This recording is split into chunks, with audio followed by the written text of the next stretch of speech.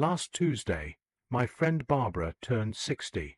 To celebrate, she decided to treat herself to some new underwear. A sensible gift after 6 decades of gravity doing its worst. Standing in her bedroom, credit card in hand, ready to order a 12-pack of age-appropriate undergarments online, she made the mistake of opening her drawer first. "Holy macaroni," she called to tell me later. "I counted 47 pairs of underwear in that drawer.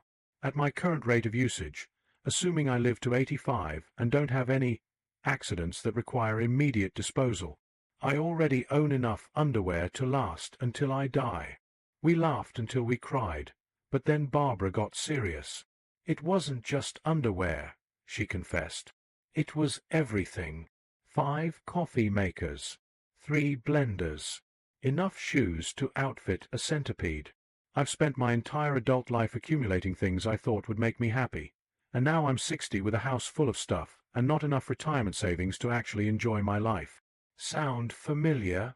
If you've ever found yourself with an overflowing underwear drawer but an underwhelming bank account, you're in the right place. Where are you watching this video from today? Drop your location in the comments. We'd love to know if the great underwear drawer revelation has happened to you too.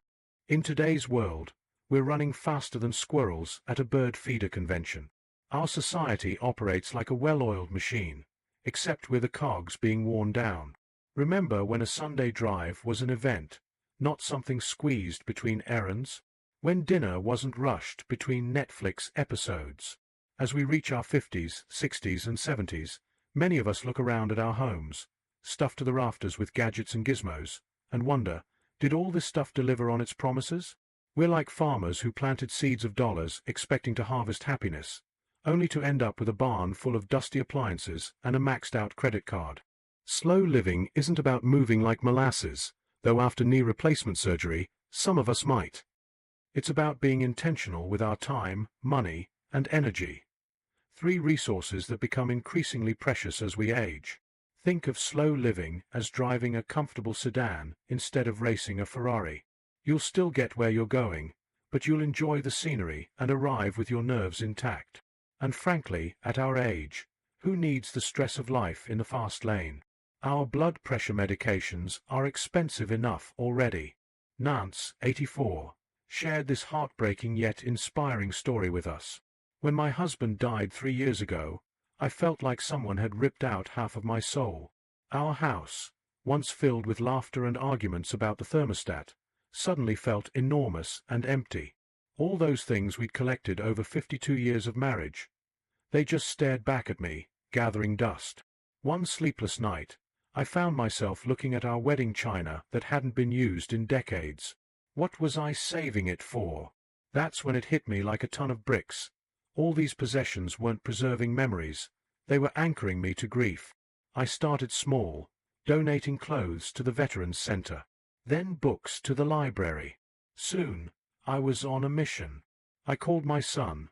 He's an architect with an eye for these things, and asked him to help me reimagine our home. We painted everything in bright, clear colors that made my heart feel lighter. The decluttering became my therapy. Every item I released felt like setting free a little bird from a cage. Do I still miss Harold every day? You bet I do. But living in this simplified space has given me room to breathe again, to remember him without being surrounded by the weight of our accumulations. If he could see me now, I know he'd be proud, and probably a little surprised that I finally got rid of his collection of National Geographic magazines from 1973. Breaking free from the consumer trap. Madison Avenue has spent billions convincing us that happiness comes with the swipe of a credit card. They're slicker than a greased pig at a county fair, and twice as hard to resist. But here's the unvarnished truth. That temporary high from buying something new fades faster than our natural hair color. Think about it. How many kitchen gadgets are gathering dust in your cupboards? Bread machine, anyone? How many collectibles have failed to collect anything but dust? You're not alone. We've all fallen for the "this will make me happy" sales pitch. In America, we've been sold the supersized dream. Bigger houses, bigger cars, bigger TVs. But like that all-you-can-eat buffet in Vegas, we're left feeling bloated and wondering why we thought we needed so much. the financial freedom of living with less. When you step off the consumer carousel, something magical happens to your bank account. It stops shrinking. Living simply isn't just good for your soul. It's a financial life raft in retirement. Think of unnecessary purchases as little holes in your financial bucket. Each one might seem small, but together they're draining your hard-earned savings. Patch those holes, and suddenly you're not constantly worrying about running dry. Many of us worry about being a burden to our children someday. The truth is, the best gift we can give them isn't more stuff to inherit. It's the example of living within our means and the freedom from having to support us financially. There is one thing to be highlighted: reconnecting to nature. Here in America, we're blessed with natural beauty that folks in other countries pay thousands to visit. Yet many of us see more of our television screens than our own backyards. Nature isn't just pretty, it's powerful medicine for aging bodies. Studies show that simply walking outdoors can lower blood pressure better than some medications, though please don't toss your pills without talking to your doctor. I'm not looking to get sued here. Sunshine provides vitamin D for our bones, which are getting about as fragile as political discussions at Thanksgiving dinner. Try these simple ways to reconnect with the natural world. Take a gratitude walk each morning, noticing 3 beautiful things. Plant a small container garden, even on a balcony. Birdwatching, they're nature's reality show, with better drama and no commercials. Find a bench in a park and simply sit, allowing your senses to drink in the surroundings. Remember, our muscles are like politicians. If they're not being used regularly, they forget how to work properly. Gentle stretching outdoors combines the benefits of movement and nature. You don't need to bend like a yoga instructor. Just reaching for the sky can feel glorious when done mindfully. Next, savoring every bite. The joy of mindful eating. We've probably got fewer meals ahead of us than behind us, so why waste them on drive-through food eaten while watching crime shows? Meal planning isn't just practical. It's a way to honor the gift of nourishment. Create a weekly ritual of planning simple, nutritious meals. Shop with intention, prepare with care, and eat with appreciation.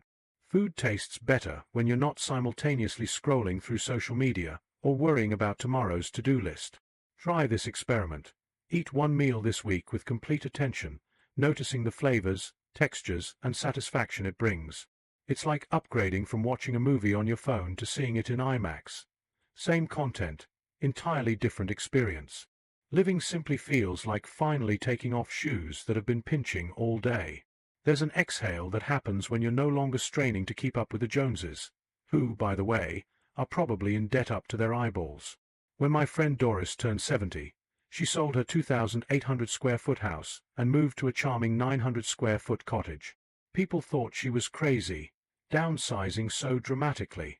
6 months later, she called me laughing. I just cleaned my entire house in 45 minutes. I used to spend all weekend cleaning rooms I barely used. Time is our most precious resource. When we simplify our surroundings, we reclaim hours previously spent maintaining, organizing, and cleaning possessions. That's not just convenient. It's liberating. Finding your tribe of simple livers. Swimming against the tide of consumerism can feel lonely sometimes. While everyone else is lining up for the latest smartphone, you might feel like the odd duck out. Remember, ducks that paddle their own way find the best fishing spots. Look for like-minded friends who value experiences over possessions. Start a simple living book club or walking group. Share skills instead of buying new things. Maybe you can teach knitting while your neighbor shows you how to fix a leaky faucet. Being in the minority doesn't mean being wrong. Often, it means you've figured something out that others haven't yet. As Mark Twain supposedly said, whenever you find yourself on the side of the majority, it's time to pause and reflect. Leaving a legacy beyond possessions. When we reach our age, thoughts naturally turn to what we'll leave behind. The greatest inheritance isn't a big check or a house full of things for our children to sort through, while arguing about who gets what. It's the example we've set. Ask yourself, do you want your grandchildren to remember you for your impressive collection of gadgets, or for the way you taught them to find joy in simple pleasures?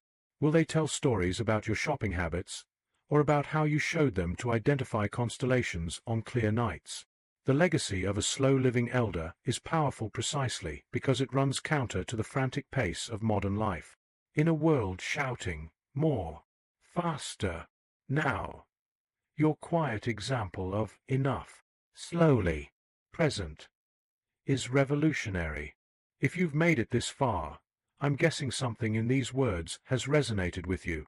Perhaps you're feeling that gentle nudge toward a different way of living, one that honors your wisdom, your time, and your true desires. Starting today, try one small step towards slower living. Delete a shopping app from your phone. Spend 15 minutes sitting quietly outdoors. Remove one unnecessary item from your home. Eat one meal without any electronic distractions. Say no to one obligation that doesn't bring you joy. Remember, this isn't about depriving yourself. It's about making space for what truly matters in these precious years. Like clearing away weeds so the flowers can flourish, removing excess consumption allows life's simple joys to bloom. If this message has touched your heart, please take a moment to subscribe to our channel. Each week, we share practical tips, inspirational stories, and gentle reminders about living more fully with less.